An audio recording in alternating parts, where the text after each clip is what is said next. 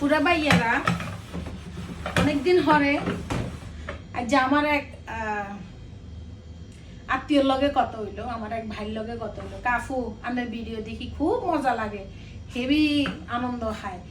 তাই করলাম তুই কি আর ভাই কাফু কিছু করি না, আয় তো আবার বিদেশে আফু আন্নাগো মতো যে কামলা খাইতাম না বাইরে।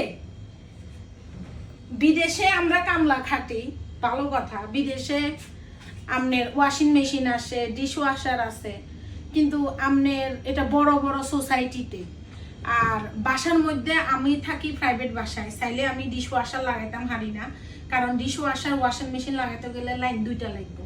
তা আমি প্রাইভেট বাসায় থাকি, আল্লাহ যদি কোনোদিন আমার বাড়ি কিনা তৌফিক দিয়ে হেঁটে হয়তো আবার ডিশ ওয়াশার করুন। অনেকে আবার এটাও প্রশ্ন করেন যে বিদেশে কি কোনো কাম আসেনি, খালি খান আর গুমজান।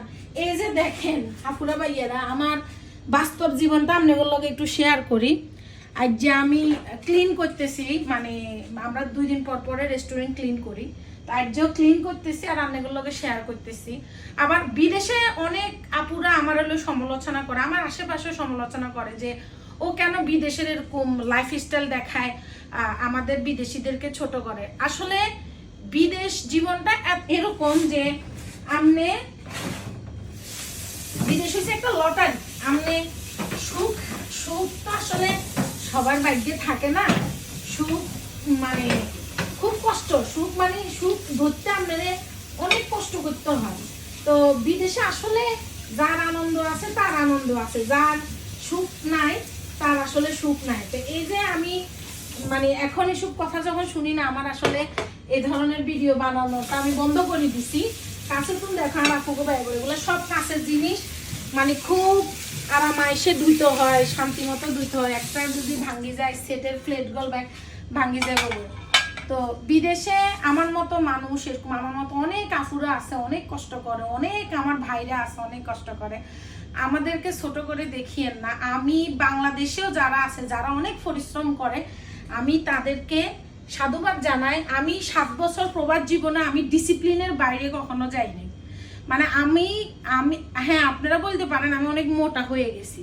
হ্যাঁ, আমি অনেক মোটা হয়ে গেছি, দ্যাট মিন সেটা আমি আমার লাইফের ডিসিপ্লিন থেকে বাইর হয়ে যায়। কিন্তু আমি আমার গতি, আমি আমার টার্গেট, আমি আমার পথ চলা থেকে আমি 1 সেকেন্ডের জন্য ডিসিপ্লিনের বাইরে যাই নাই।